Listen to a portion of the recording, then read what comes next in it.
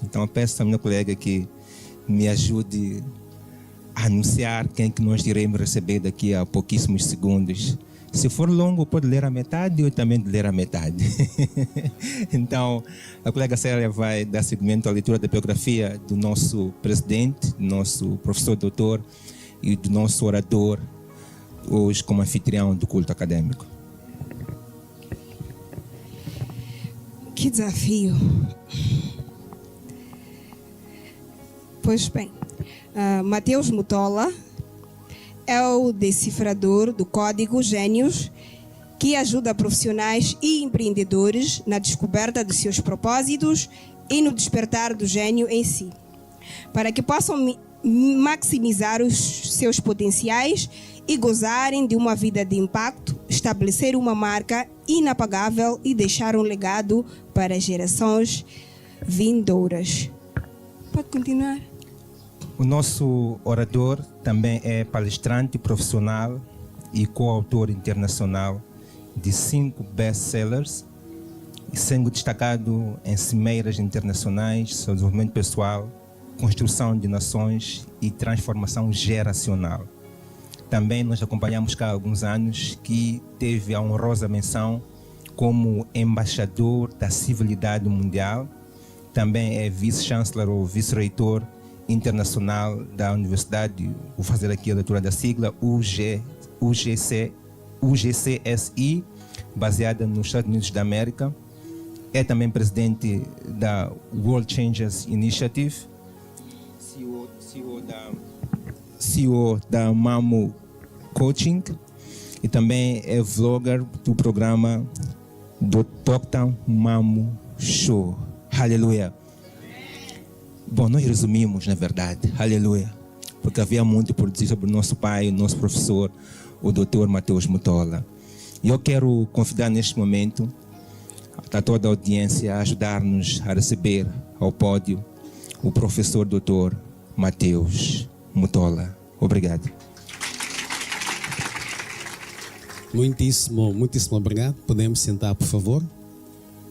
E gostava, antes de mais, estender minhas cordiais saudações ao diretor executivo do CEP, saudar de igual modo a diretora executiva do MPV, estender minhas calorosas saudações à digníssima professora doutora Cidaila Chauk, Excelência, caros profissionais, estudantes, distintos convidados, minhas senhoras e todo o protocolo observado. A minha intervenção tem como tema a ascensão da mulher piedosa, competência e consagração. E vai discorrer em torno do poder do conhecimento. Vamos olhar para os conceitos de forma aprofundada: mulher piedosa, competência, consagração, a ascensão da mulher, casos de estudo. Iremos olhar para aqui alguns casos de estudo, 5 concretamente, de mulheres no monte de influência. E a seguir iremos olhar um pouco sobre aquilo que é o manifesto de poder, ou se quiser ainda, lições de governança e influência advindas dessas 5 mulheres que iremos aqui a estudar. E por fim teremos a devida conclusão. A minha intervenção está baseada em 3 livros bíblicos. Primeiro, Oséias capítulo 4, verso 6. Segundo, o Provérbios capítulo 24, versículo 5. Terceiro, o Provérbios 1, versículo 5. Concretamente, em Oséias capítulo 4, versículo 6, o autor faz a apresentação daquilo que são as consequências da ignorância, quando diz: o meu povo foi destruído por falta de conhecimento, porque tu rejeitaste conhecimento, eu também te rejeitei. Ele aqui descreve os resultados destrutivos da ignorância, deixando bem claro que rejeitar o conhecimento leva à ruína. E em Provérbios 24, 25, o autor aqui faz uma comparação ou um casamento, um nexo entre o conhecimento e a força, quando ele diz: o sábio é forte e o homem de conhecimento aumenta a sua força. Aqui retratando a força adquirida através do conhecimento, equiparando a sabedoria ao poder. E no capítulo 1, versículo 5, ele traz um pensamento interessante. Ele aponta concretamente para aquilo que é o crescimento contínuo no conhecimento, quando diz: o sábio ouvirá e aumentará em conhecimento. E o homem de entendimento irá adquirir sábios conselhos. Ele é que defende o aprendizado contínuo e a busca pelo conhecimento também contínuo. Portanto, nós vimos aqui que estes 3 textos retratam aquilo que é o conhecimento. E a pergunta que não se quer calar, ou se calar de partida, seria: o que é conhecimento? No entanto, segundo um conhecido aforismo atribuído a Francis Bacon, ele diz que conhecimento é poder. Isto é, o conhecimento é uma das ferramentas mais poderosas que os seres humanos possuem. É a capacidade de compreender, analisar e aplicar informações de maneira significativa. É, de igual modo, a consciência adquirida pelo meio da educação, da experiência e também do raciocínio. Inclui, com certeza, o aprendizado por meio de livros, observações, experiências, interações e também reflexão.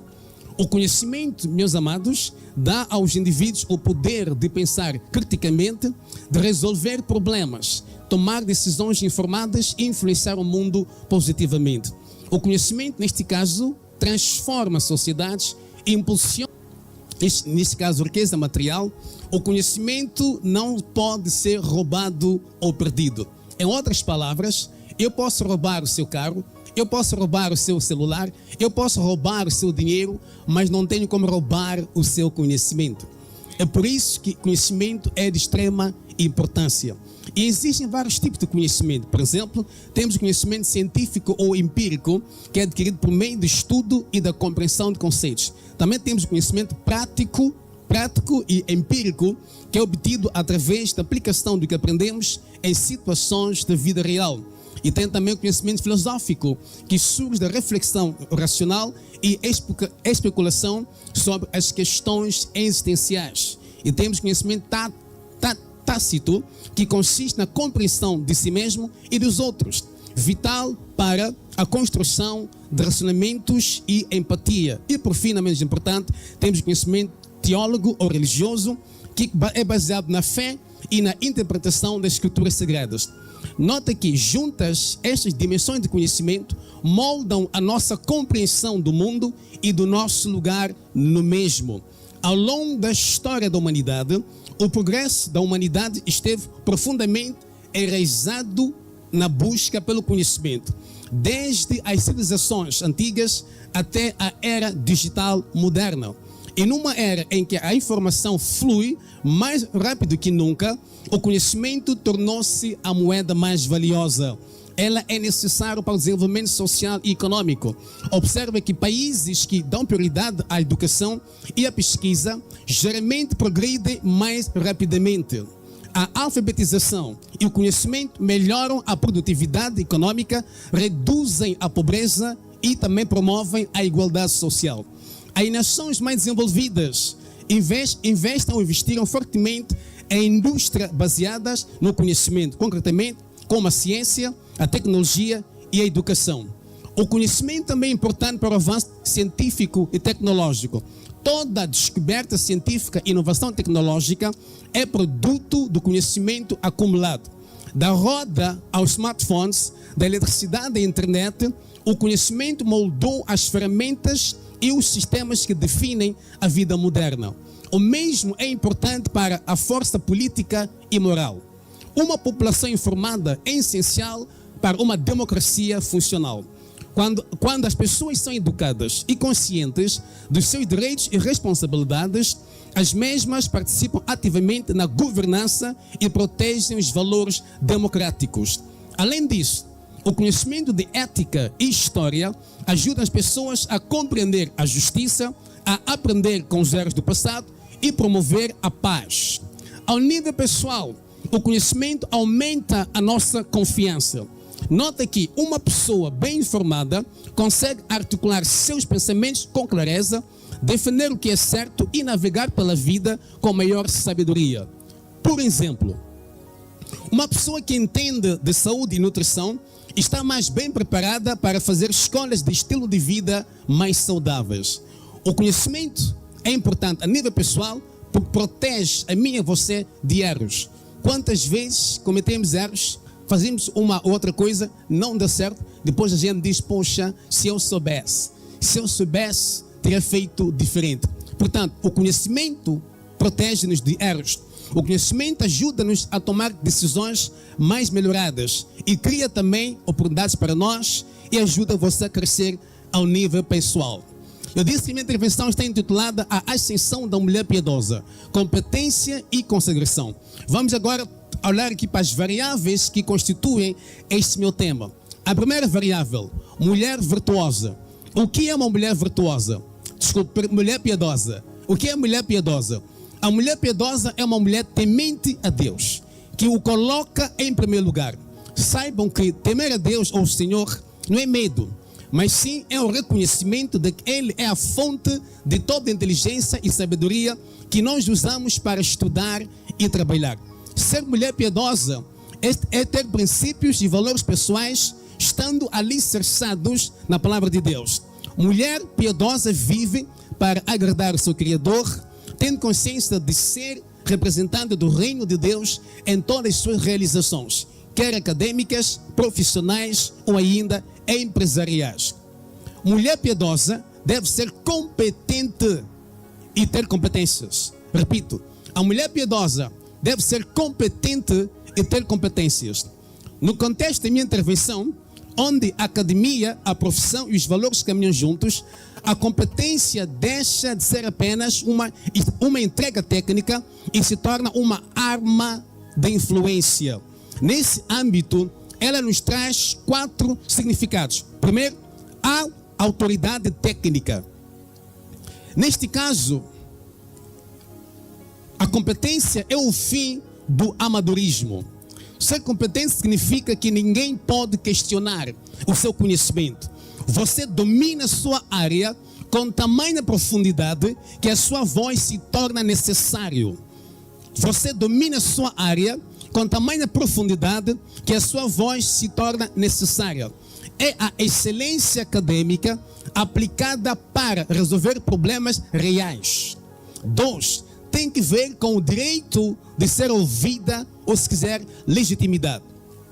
Para uma mulher manter seus valores, para uma mulher que mantém seus valores e fé em ambientes muitas vezes hostis, a competência é o seu escudo e passaporte. Quando você é melhor no que faz, o mundo é obrigado a respeitar a sua fé por causa dos seus resultados, como vimos no testemunho da doutora Malô. A competência silencia os críticos e abre portas que o discurso sozinho não pode abrir.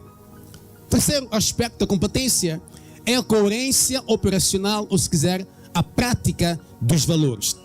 Neste âmbito, a competência é a capacidade de agir de acordo com o que você crê, mesmo sob pressão. É ser excelente não apenas no que faz, mas também no como você faz o que faz. É integridade traduzida em produtividade. Quarto aspecto da competência é a responsabilidade com o talento. No contexto da minha intervenção, ser competente, meus senhores e minhas senhoras, é encarar a profissão e os estudos como uma missão. Se foi chamada para ser pesquisador ou profissional, a mediocridade seria uma negligência. Competência é entregar seu padrão máximo como uma forma de honrar a sua identidade e seus princípios. Em suma, a competência é o motor que transforma a intenção da mulher piedosa em impacto. Sem ela, os valores ficam escondidos. Com ela, os valores são levados ao topo da montanha. E segundo Mateus Mutola, a competência é o que dá à mulher de valores o poder de governar em sua área de atuação. Para além de ser competente, a mulher piedosa é consagrada. O que isso significa? Na luz da minha intervenção, consagração não é um ato místico isolado do mundo, mas o combustível sagrado que dá sentido ao esforço intelectual e profissional. Enquanto a competência lida com o como você faz, a consagração lida com o porquê e para que você faz o que faz. E neste âmbito também nos traz 4 significados. Primeiro, a intencionalidade elevada. É transformar o estudo acadêmico e a rotina profissional em um ato de adoração. Sabemos de antemão, em Gênesis capítulo 1, a primeira vez que a Bíblia usa a palavra trabalho, faz um estudo etimológico em grego, em hebraico, assim que é, ela significa adoração. Isto é, adorar a Deus não é só vir à igreja, cantar, levantar as mãos e cair sobre o Espírito Santo. Estudar, aplicar-se aos seus estudos é adoração a Deus. Aplicar-se ao seu trabalho, na sua área de atuação, é também adoração a Deus. Isso, ilustres, é também o significado da palavra consagração. A consagração é entender que a sua tese, o seu relatório ou o seu projeto não são apenas papéis, mas ofertas da excelência. É o fim da separação entre o sagrado, que é a fé, e o secular, que é o trabalho. O segundo aspecto da consagração é a preservação da essência, ou se quiser, blindagem. No âmbito acadêmico e profissional, existem muitas pressões para você se moldar ao sistema. A consagração é o que mantém você intacta, mesmo dentro de situações hostis, como mulher. Por exemplo, como mulher consagrada e competente, não me vou deitar com o meu chefe para poder progredir na minha carreira profissional. É um compromisso de que não importa o quão alto você suba na carreira, o seu centro pertence a algo maior. Você sobe, mas não se vende.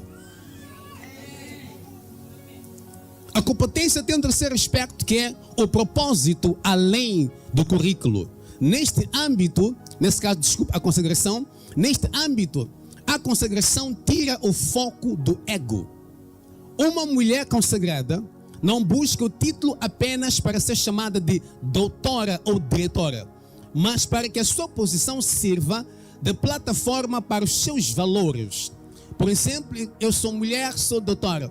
Eu uso este título de doutora para propagar os meus valores, como por exemplo, a integridade, o respeito próprio e mútuo, a honestidade, a justiça, a empatia, a probidade. Uso a minha posição de diretora para transmitir meus valores. Como dizia, como integridade. Uso a posição de diretora para transmitir valores como respeito, como honestidade, como a justiça, como a empatia, a probidade, dentre outros. Em outras palavras, a consagração é um sucesso com um endereço final que vai além de si mesma.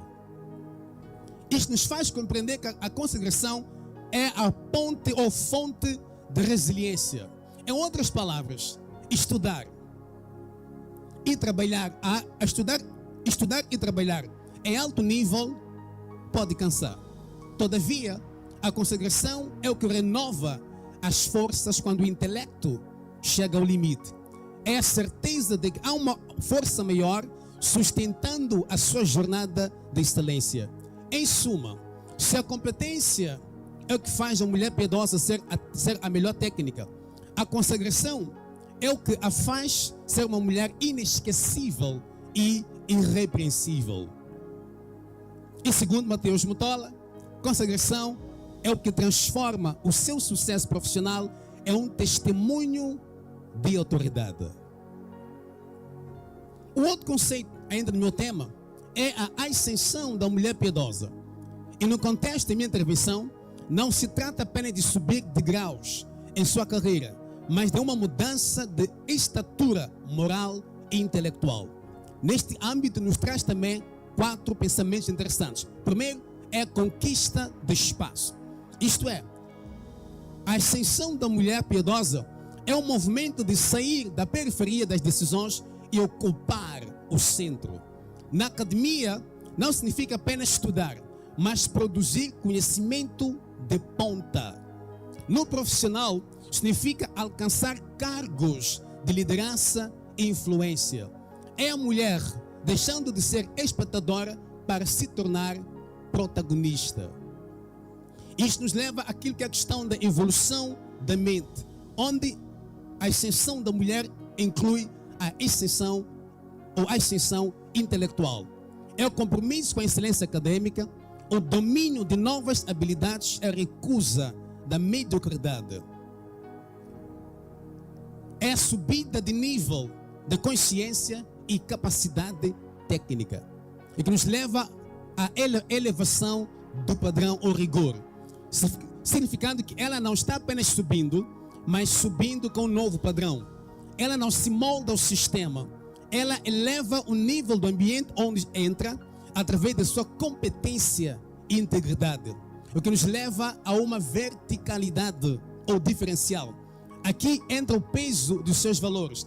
A exceção não é apenas horizontal, ganhar dinheiro, poder, fama, influência, mas é vertical, que tem a ver conectando o sucesso terreno em valores eternos.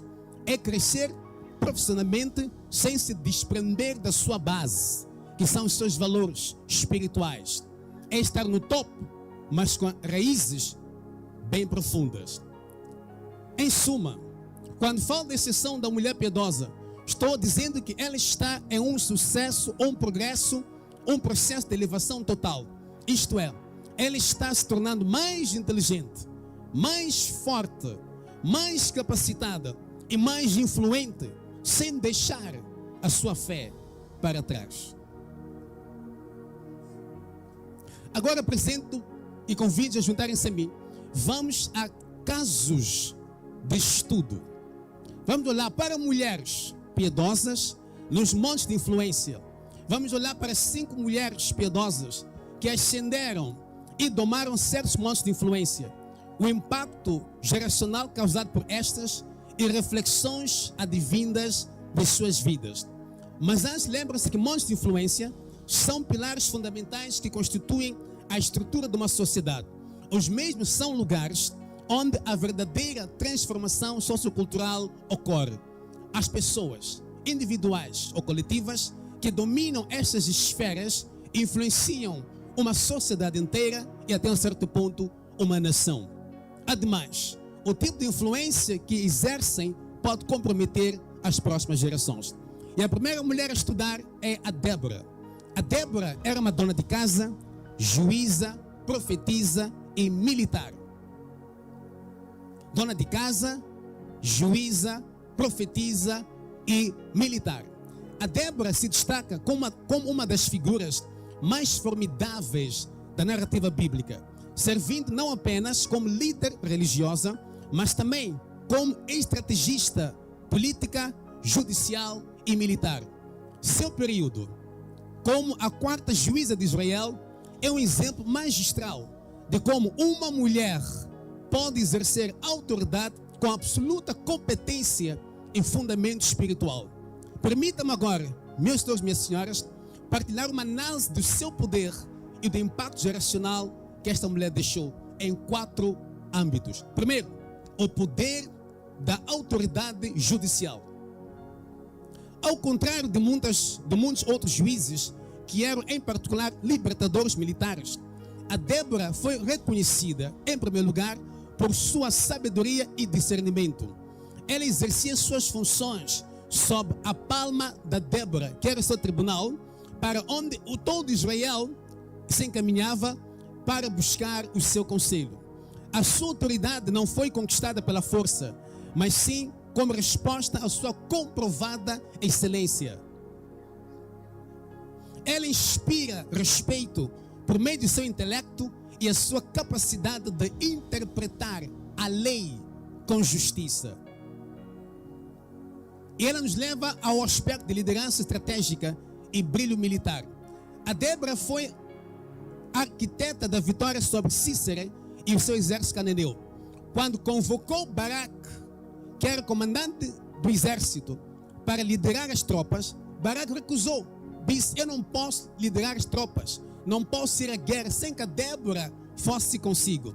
Entendam, meus senhores e minhas senhoras, que isso não era um sinal de fraqueza, mas um testemunho da presença dela como fonte de confiança divina e estratégica.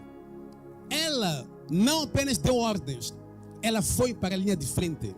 Ela viu a fragilidade das defesas de Israel e organizou um contra-ataque que quebrou 20 anos da opressão colonial político e militar. Então isso fez com que a Débora ascendesse e introduzisse um novo modelo de liderança. Ela passou a ser chamada de mãe em Israel. Então, quando ela é descrita como mãe em Israel, esse título, entendam muito bem, transcende a biologia. É um descritor político e social. Nós temos a Madre Teresa. A Madre Teresa, até onde eu saiba, não sei que mudou alguma coisa de informação, não chegou a dar a luz, mas foi chamada de mãe. Foi mãe de milhares de pessoas, não só na sua nação, mas a nível mundial e se calhar geracionalmente. Então esse título de Madre Teresa não é um título, é um título que transcende a biologia. É um descritor político e social. E é o mesmo título que deram a Débora, a mãe da nação, Madre Débora. A Débora, meus amigos e minhas amigas, redefiniu a maternidade como um papel de proteção, governança e defesa nacional. Ela surgiu quando as estradas estavam desertas e as aldeias vazias, restaurando a segurança e o comércio para o seu povo. E nesse âmbito estabeleceu um impacto geracional. Observe que a medida mais significativa da liderança da Débora foi a duração do seu impacto. Após a sua vitória e seu governo, o país desfrutou de paz por 40 anos. Tiveram 20 anos de guerra. O comandante do exército não quis ir à frente, recusou-se ir sem a ajuda de uma mulher. A mulher juntou-se ao exército, trouxe a vitória e o país desfrutou de paz durante a sua governação por 40 anos. Lansate Wamatimba.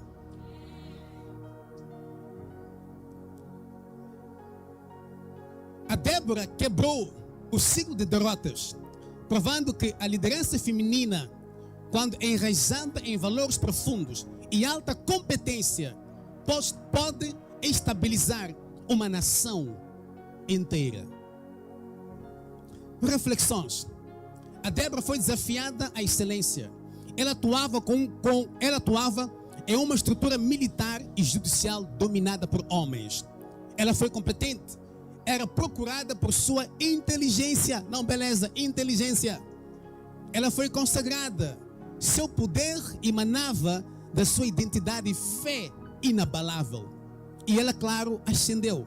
Ela ascendeu de um assento sob uma palmeira à posição de maior poder no seu país. E segundo Mateus Mutola, a Débora não precisou escolher entre a sua feminilidade e sua autoridade. Sua excelência em ambas a tornou uma lenda. Segundo caso de estudo, a rainha Esther.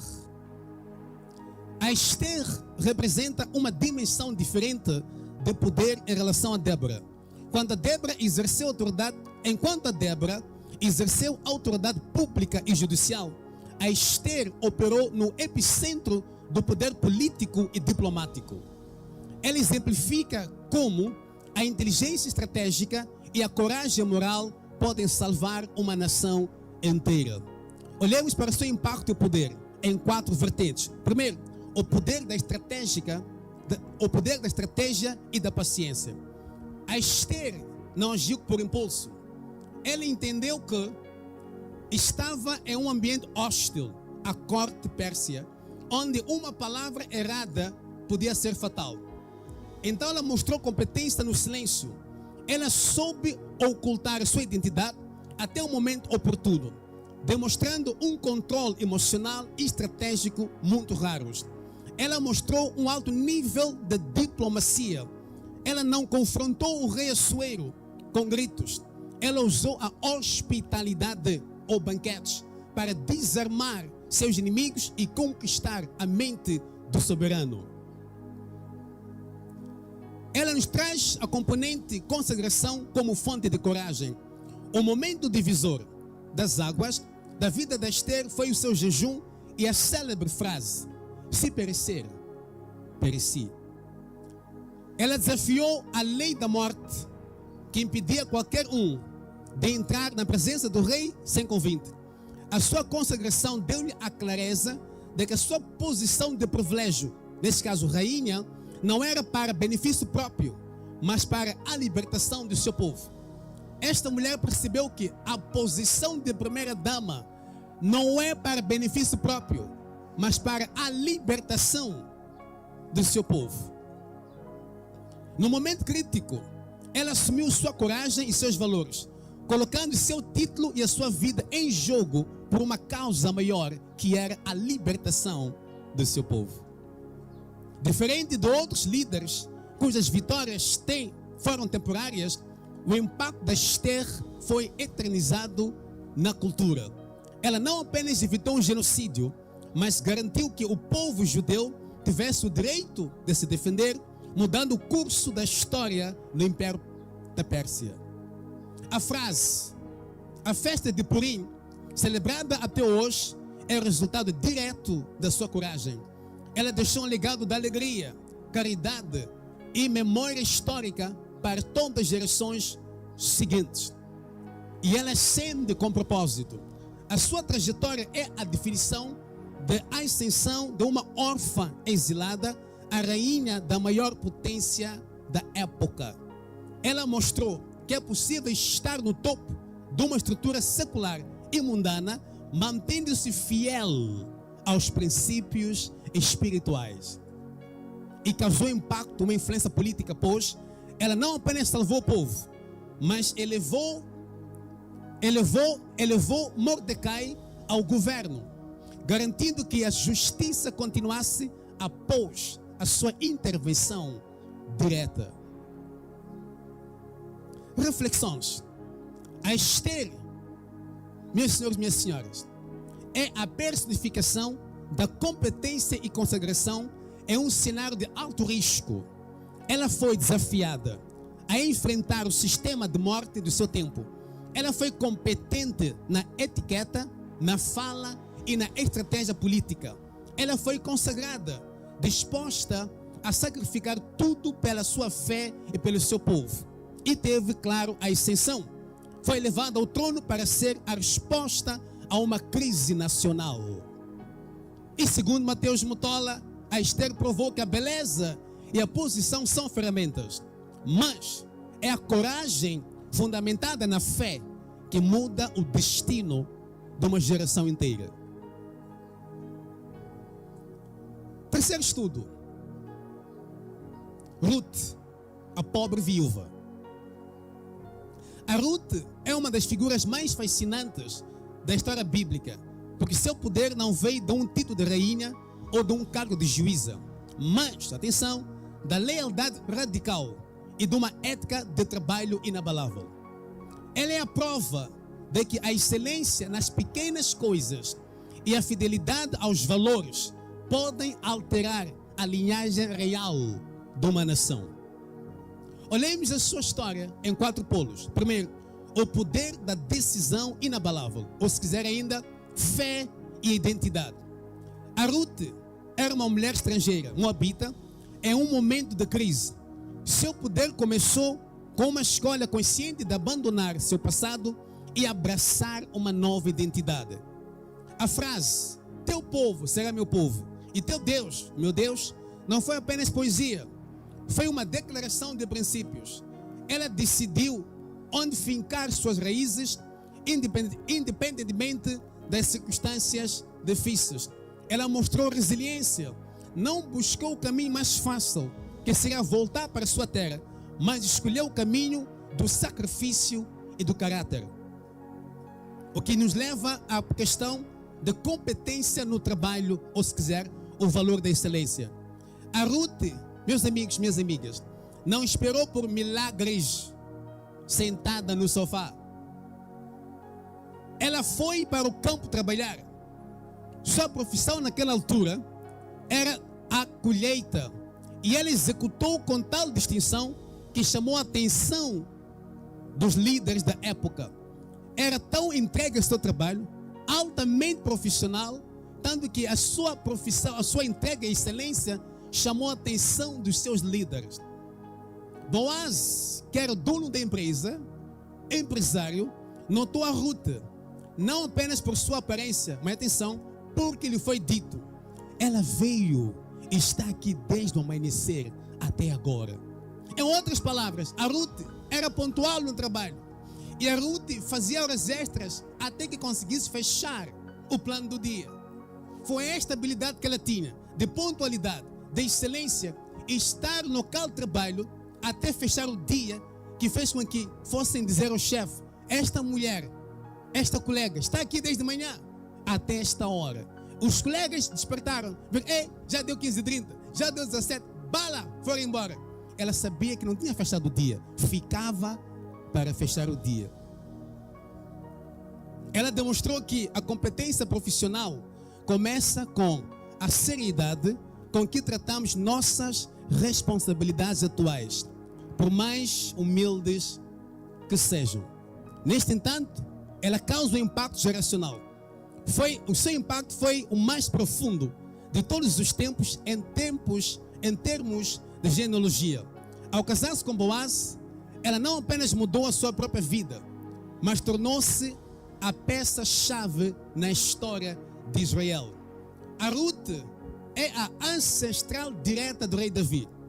Sem a coragem de Ruth em migrar e sua excelência em caráter, a monarquia mais importante de Israel não teria tido a mesma origem.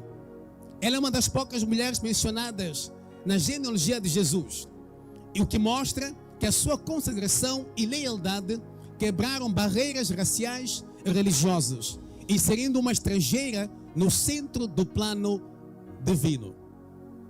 E ela ascende neste âmbito através da honra. Ela subiu de uma viúva pobre e estrangeira a uma matriarca respeitada e próspera. Ela provou que o passado, atenção, ela provou que o passado não define o futuro, quando há competência técnica e consagração de valores. Reflexão. A sua vida gerou um legado que sobrevive por milênios. Ela foi desafiada pela fome, pelo luto e pelo preconceito por ser estrangeira.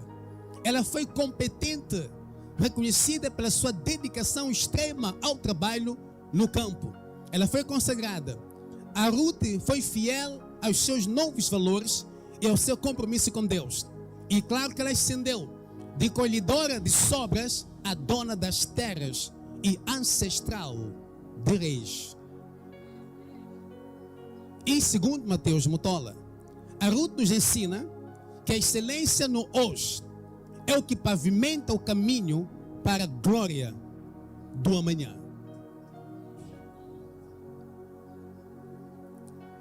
Quarto caso de estudo.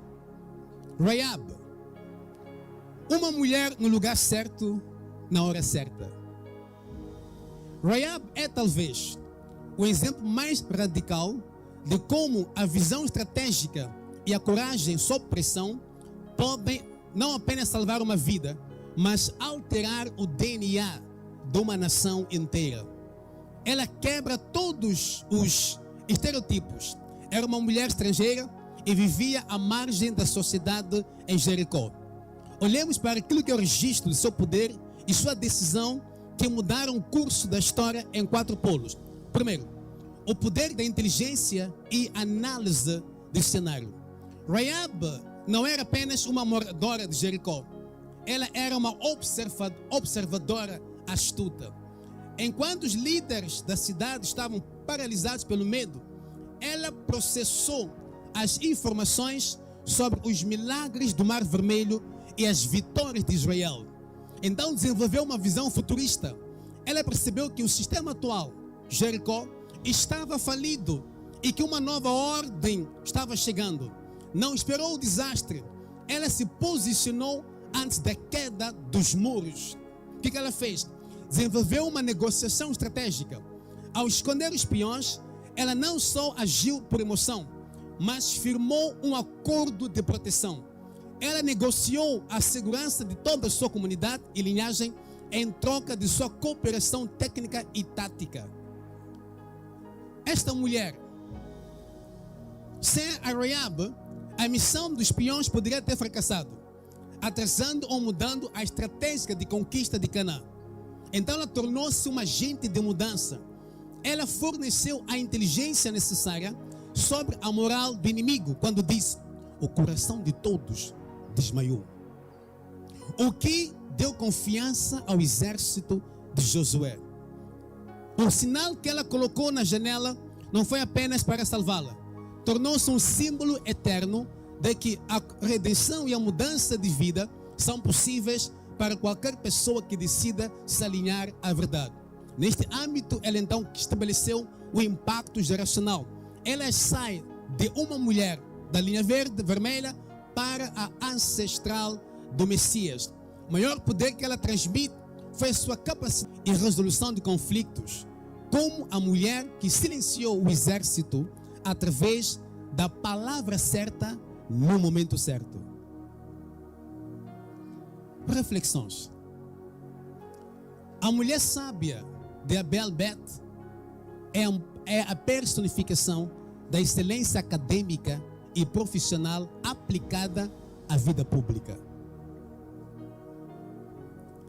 Ela foi desafiada ao enfrentar um exército inteiro sozinha no muro da cidade.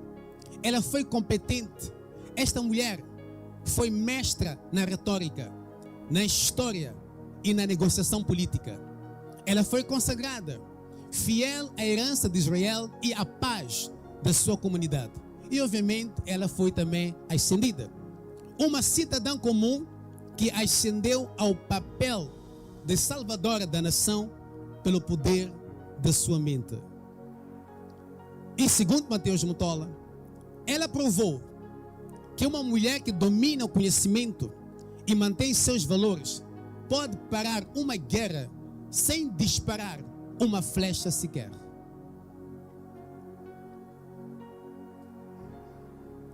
Olhando para essas 5 mulheres, elas trazem aquilo que eu chamo de lições de governança e influência. Ou se quiser, manifesto de poder. Neste polo, vamos olhar para a sapiência dessas mulheres, lições e aplicações. Primeiro, Débora. Sapiência estava intitulada A Autoridade do Conhecimento. Lição: a excelência intelectual precede o cargo. Aplicação: não espere um título para liderar. Domine o saber e a estratégia. Não espere um título para liderar. Domine o saber e a estratégia de tal forma que o sistema seja obrigado a buscar o seu conselho.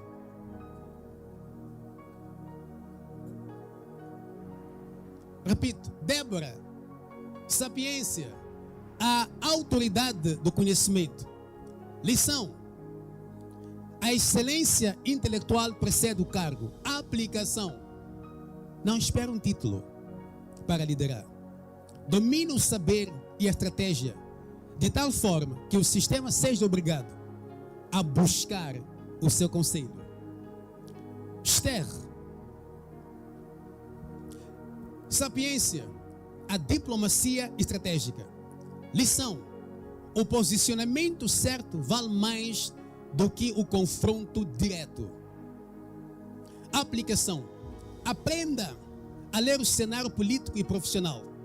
Use a inteligência emocional e o tempo certo para desarmar oponentes e proteger o seu propósito. Ruth. Sapiência, a ética da lealdade e do trabalho.